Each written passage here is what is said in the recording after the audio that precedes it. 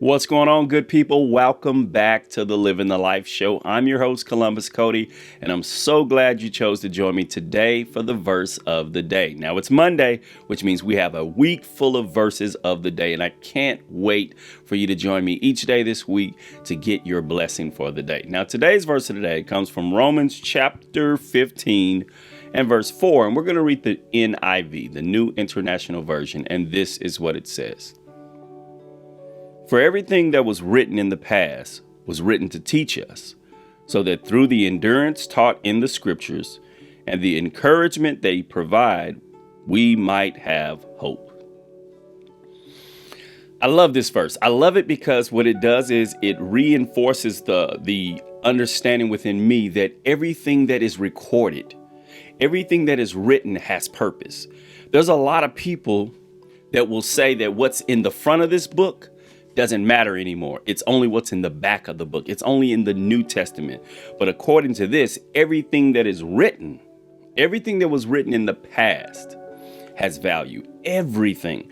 How awesome is it that we serve a God that said, I need this stuff written down so that those who come later will have a record and have an understanding of what I have done in the past. So it's so much easier for them to have faith in me. So much easier for them to have a roadmap. See, this is more than just a book. This is a manual. This is a manual to help us live the best life while on earth so that when we connect with God for eternity, we have been trained and brought up in a way that's just a natural connection. Because when you try to connect spiritual with physical, spiritual with flesh, it doesn't go together. So this book, what's written in this book teaches us, it trains us, it helps us understand spiritual concepts, spiritual things that allows us to connect closer with God. See, God desires to have a connection with us that would blow your mind if you really knew how much he loved you.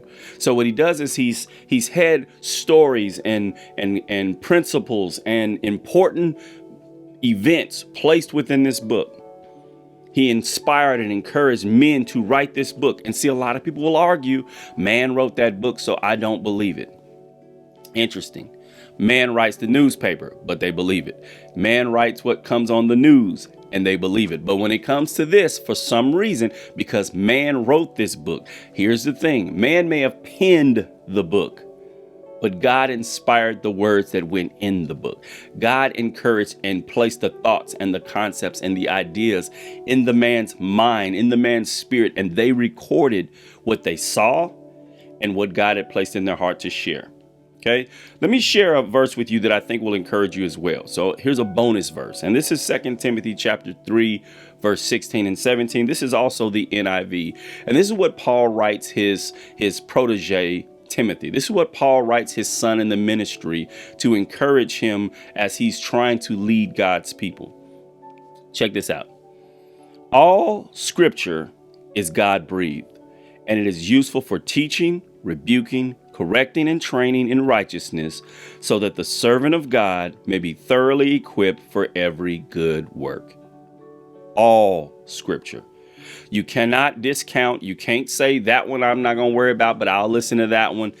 Everything within this book has purpose. Everything within this book has power.